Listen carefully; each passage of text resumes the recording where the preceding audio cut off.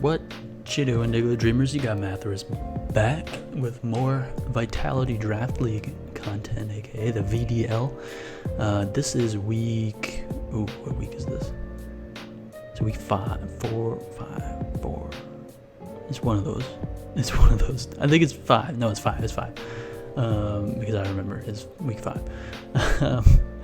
This is versus Ray of the Austin Tauros. Make sure to check out his channel. The link will be down below. We also just recently did a collab, so if you haven't checked out that video, definitely do that. But you should watch the one on his channel first. So go to his channel and then come back and watch the video with me.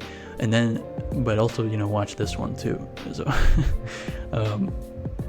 Ray's a really good battler. I've known him for a while. He was part of the DBL crew back in the day.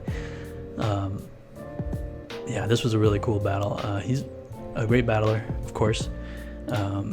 Going into this battle, I'm 1-3, he's 2-2. So it was pretty big for both teams. To get a victory here for either team would, it would put me at much closer to making a positive record, and it would keep Ray from dropping into a negative record. So it was pretty important for both of us. I had a lot to prove, obviously, but let's just get into the battle. It was a really fun battle. Ray's really good battler, good team builder. He's got a really good team here. Mine's definitely a little crazy, but I love it. And so yeah, let me talk about it. So I brought Crobat. Crobat seemed like one of the most important things to bring in this matchup to me, because he does have the Mega Venusaur, and I really needed something that could reliably switch into that. So Crobat can take, obviously, the grass moves and the poison moves super easily, and then can threaten back with the Brave Bird. I also had Taunt on this thing because I found that it would help out a lot versus his team. It would keep things like Venusaur and Skarmory from roosting, Synthesis, from healing in general, as well as Skarmory from setting up spikes, stuff like that. It also helped versus Vaporeon and other things on his team. But yeah, I think I brought an Adamant without max speed because the only thing he had was Jolteon, which would have been a speed tie, and I was like, I don't need to speed tie with Jolteon, let me just run a little bulk. So I decided to go with that, and thankfully he didn't even bring Jolteon, which is pretty cool. And then I also have a Salazzle with Taunt. Taunt was like the name of the game for this battle for me. One of my favorite moves in general in Pokemon. But yeah, Salazzle, Taunt, Toxic, so I could actually Toxic the Venusaur if I needed to. And I think I might have had Sub and Flamethrower in the last 2 slots. And then I have Luxray with the agility, bringing Facade, Wild Charge. Wild Charge obviously for Skarmory and Vaporeon. And then Psychic Fangs actually 2-hit KOs the Venusaur with a Guts boost, which is pretty cool. I brought a pretty interesting Blaziken set. I've been bringing Scarf Blaziken lately, but decided to mix it up. I'm bringing Swords Dance this time with Flame Charge. I thought about obviously Flare Blitz, but I think I don't want to take all that recoil, so I'm bringing Flame Charge. So he doesn't. The biggest thing that he has resisting to fire are Terrakion and Incineroar and I guess Vaporeon, but they don't really want to take fighting type moves as much. So that was the idea there. And then I'm bringing Rillaboom, and there was a lot of debate going into this with Rillaboom. I wanted to bring something that could hit the Venusaur, but I was particularly worried about the Jolteon being able to outspeed my whole team. So I did bring Assault Vest with U-Turn, Knockoff, Wood Hammer, and Stomping Tantrum. Obviously Stomping Tantrum because the grassy terrain would make Earthquake weaker, and it doesn't do that to Stomping Tantrum. A little fun fact for you. The other thing I thought about was Grassy Seed, Swords Dance, Acrobatics, which would have been great for the Venusaur, but I was like, you know what, I got enough to deal with the Venusaur. I don't need Rillaboom to do the same thing. I'd rather have it worry about his special attackers. So that was what I went with there. And then I have Swampert in the back. I brought an interesting one with this too.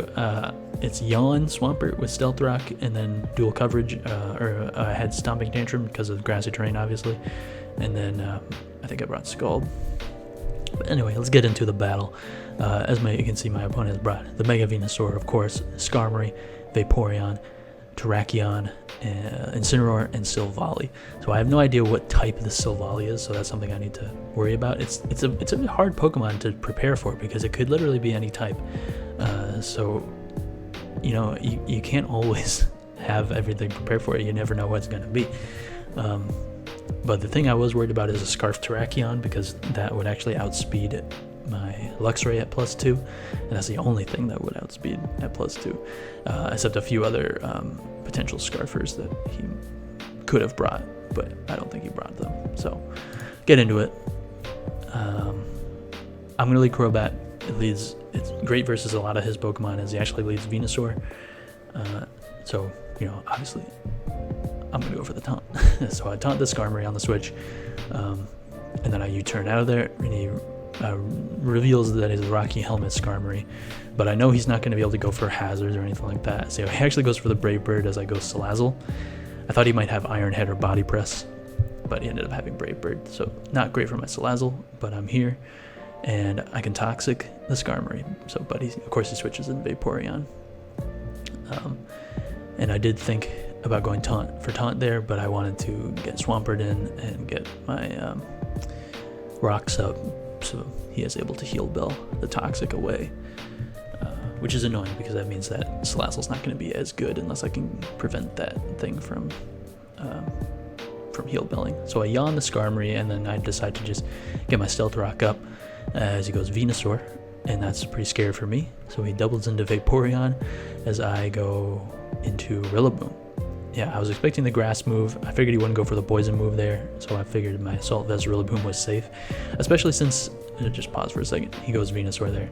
But since he didn't bring Jolteon, I was like, okay, the Assault Vest Rillaboom isn't going to be doing as much versus this team except against the Vaporeon. So, but he of course switches out into Venusaur, takes a little rocks damage as I just go for the knockoff. Obviously he's Mega, so that doesn't get rid of the stone. And he gets the held back from the grassy terrain. But I have Crobat here, showing its ability to switch in on moves from this thing, which is pretty cool. And I do have Black Sludge instead of Heavy Duty Boots this time. I forgot to mention that. So the Skarmory comes out, and I just go right for the taunt because I want to keep these rocks up. I want to prevent the potential heals that Skarmory and Venusaur could get. So I just roost as he goes for the Brave Bird, and it's kind of like he's getting Rocky Helmet damage back to him rather than me taking it, which I enjoy. He switches out there though, and I think I did just go for another. Oh no, I U-turned. Nice. It's been like a week since I played this. Sorry, but I U-turned there on the Vaporeon, getting my Rillaboom in, which was awesome. I was like, okay, predicting the roost, I gotta switch. And here I get disconnected accidentally. But of course, Venusaur comes in, so I just U-turn again. Turns out having U-turn on this was actually pretty nice.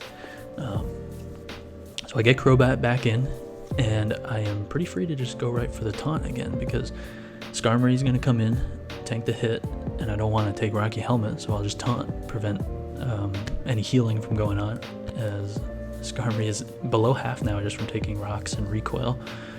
So I taunt again, expecting the switch, and I catch the Vaporeon with the taunt, which is pretty cool. So I keep that thing from healing aside from leftovers and grassy terrain. But U-turn's doing a good chunk, so I get out of there, get in my Luxray, knowing that Scald is probably his move of choice, and if it burns me, then that's what I wanted anyway. So I get my Flame Orb activated. I take a little bit more damage than I would have liked as he brings in the Incineroar, and I just hit him with the Facade, which does 49. So this Pokemon right here, his Incineroar, was the one Pokemon on his team that could really switch into most of my Luxray's moves, especially since I was running Psychic Fangs. I could run Superpower, but it didn't really hit anything other than this that I wanted to hit with this thing. So the Incineroar does come out and take 49% from the Facade. That's at -1 too, which is pretty cool. So I know he's not the most bulky Incineroar, so I decided to just go out to Salazzle. I didn't really see this thing doing much for me, especially since he had a heal bell. So I just throw off a Toxic as the Incineroar knocks out my Salazzle. But this thing is, I mean, this is his one thing that can tank hits from Luxray, which is pretty cool at being low. I decided to also take the chance to go for a Swords Dance as he knocks off, which is annoying because leftovers would have been really nice to have on my Blaziken. But I get the Flame Charge, which knocks him out, and then he'll die, or doesn't knock him out, but it does enough to the point where he'll die to Toxic. But of course he throws the Toxic back at me, which is pretty bad. So my Blaziken is not in a great spot, as of course he then goes into Terrakion, which makes me think, oh, this thing must be Scarf, which it is, and it knocks me out with a close combat. So I go into Swampert here knowing that I can threaten this thing out, and he does go Venusaur, and I decide to go for the Yawn because I knew he would want to save his Terrakion because it is really good versus my team with a Scarf. But the Yawn there obviously forces him to switch back into Terrakion as I go Crobat. And now the question here is, does he go for Stone Edge or Close Combat? Because that obviously Swampert is the switch in if he goes for Stone Edge. But if he goes for Close Combat, then Crobat is definitely who I want in. I decide to make the safer play. This time I go for the Swampert as he does go for the Stone Edge. And I tank the Stone Edge, of course. And I know he's Scarf at this point because my Blaziken was outsped at +1. So the Vaporeon, of course, comes in as I just go for a Yawn again. And I think at this point, hold on, I switch out to Rillaboom as I think he does stay in because he just wants to put something to sleep and to prevent me from continually yawning the rest of the time. So he just throws off a Wish, which is actually pretty good. And Skarmory comes out to catch this Wish, and I don't really have much to hit this Skarmory, so I just U-turn out of there. Take a little Rocky Helmet, unfortunately, but his Skarmory is getting back to full. But I am pretty confident that my Crobat can take this Skarmory on 1v1, which is pretty cool for Crobat to be able to do to a Skarmory. But he sees the taunt coming and starts going for Brave Birds. But regardless, I don't take too much damage, so I can confidently roost this off. And he knows that, so he decides to go double switch into his Terrakion on my Roost. Very good play. So now the question once again, the question is Stone Edge or Close Combat. If he goes for Stone Edge and I go Swampert, good situation. If I stay in and he goes for Stone Edge, bad situation. If he goes for Close Combat and I switch to Swampert, bad situation. But if I stay in and he goes for Close Combat, good situation. So in my head, I was like, okay, he saw me go Swampert last time, so he's gonna want to be ready for that Swampert. He knows that I don't want to risk my Crobat because it handles the Skarmory, it handles the Venusaur, it even handles the Vaporeon to an extent. So I was like, he's gonna want to make the Swampert prediction, which he does. So my Crobat actually is able to tank the hit. He lowers his defense, and then I can hit him with a Brave Bird, which doesn't quite knock him out, unfortunately. But the grassy terrain, oh, I thought it would end. No, but he is still in range of rocks, I think. Maybe not. But I'm going to just roost up here as I know he's locked into Close Combat. Skarmory comes out, doubles into Vaporeon, because this thing's asleep. I don't think he really cares about this thing anymore. But I throw off a taunt. Obviously, I want to prevent that Skarmory from clicking Defog. So I just Brave Bird on this Vaporeon as it stays asleep. I think that was his first turn of sleep, yeah. And then what happens here? Yeah, he doubles into Skarmory as I just try to Brave Bird to knock out the Vaporeon. So I actually take a lot of recoil there, along with Rocky Helmet. But my key here, I want to prevent him getting rid of these rocks, as he does go for the Defog there. So I prevent that. He can't Roost, he can't Defog, which keeps Terrakion, I think, would go down to rocks. It might take only 6%, I might be wrong. But I am free to just kind of Roost stall this Skarmory here. Yeah. So unfortunately, what did I do here? I think I roosted. Why did I think I was going second? But the taunt wears off, and I have to taunt him because I don't want him defogging. but he makes the play in Brave Birds, which knocks himself out and leaves me very low, which is not a good position that I wanted my Crobat to be in. And now comes out the s2w5 flying. So this turn was very big. In my head, I was like, okay, I can Brave Bird for like 50% damage, which would be pretty good. But I'm afraid of this thing going for like a Swords Dance and hitting my Swampert. And, you know, obviously, if I lose my Crobat, it outspeeds, this outspeeds everything, and would probably be able to knock me out if it had a Swords Dance going. And then at the last second, I also thought of, well, I mean, Swords Dance wouldn't be as bad because if I Brave Bird here, I probably don't die to recoil, and then I would be able to Brave Bird again. I hope the Discord noises aren't coming up. But the thing that I realized at the last second is that s2w5 gets defog, which could have been really bad, and I was like, I can't let this thing defog. So I decided to taunt, which I think ended up being a misplay, because he just goes right for the attack and knocks out my Crobat, which is bad because Crobat is one of my best ways to deal with things like Venusaur, Vaporeon, and potentially the Terrakion, because now the Terrakion at Scarf Close Combat is a lot better versus my team now. But if I had Brave Birded there, then I probably would have been in a better situation to keep this thing at a much lower HP, as I'm now kind of forced to go into Luxray. I thought about going for Swampert there, but he does still have Vaporeon, and I can't click Earthquake on this, and I can't click Scald because the chance of him going Vaporeon and getting healed up is pretty bad. So I go Luxray, knowing that I can take hits from this thing, and if I get an Agility up, then I'm in a pretty good spot. Multi-attack doesn't do too much, but I just Wild Charge. I thought he might fear the Agility and like switch into Venusaur or something on the Agility, and then think that I don't have a move to hit it, and then I would hit it with Psychic Fangs, something like that. But I probably should have gone for the Facade even in that situation, because Facade would have done enough to the point where I could then knock it out with Psychic Fangs on the following turn. And there was probably a chance that Facade knocked this out too, with that, and I wouldn't have to take as much recoil. I mean, I wouldn't have to take any recoil. I still would have had to take the multi-attack, but I mean, it's an interesting situation. And of course, the recoil from Wild Charge brings me to a point where the burn knocks me out. And unfortunately, I don't have the acrobatics on Rillaboom. So Venusaur comes out, takes a little bit of rock damage. Oh, if I just had acrobatics, it probably was in range. But all I have is Stomping Tantrum, which isn't enough, and he's able to synthesis back up, and I have nothing to hit this Venusaur with. I just try, even a crit Stomping Tantrum wouldn't do enough, so he's back to full, and it's a very sad time for everybody. So the Venusaur just clicks Sludge Bomb, which does far too much.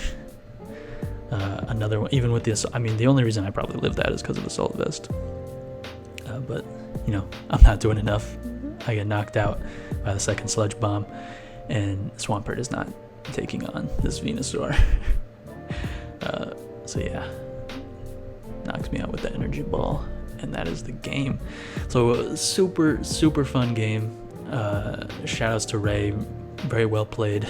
Kept his win condition alive, and played that couple. I mean, it came down to a couple turns there, like the s2w5 turn, the Terrakion turn, the second time the Terrakion came out turn, and yeah, it was a super close battle. I mean, it looked really good from my perspective in the beginning, making all those taunt plays and the Crobat plays to stay in on the close combat and all that stuff, but just one misplay can cost it all, and that's kind of what ends up happening.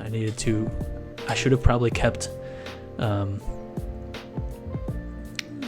Crobat alive to just be able to deal with the Venusaur, and or just Facaded with Luxray to probably, I mean, I don't know, I didn't do a calc to see if it would have knocked out the s2w5, but I think it probably was the better play in general. But anyway, I guess that's it. Thanks for watching, guys. Make sure to check out Ray. His link will be down below. And see you guys next week with the next battle. Hopefully that goes well.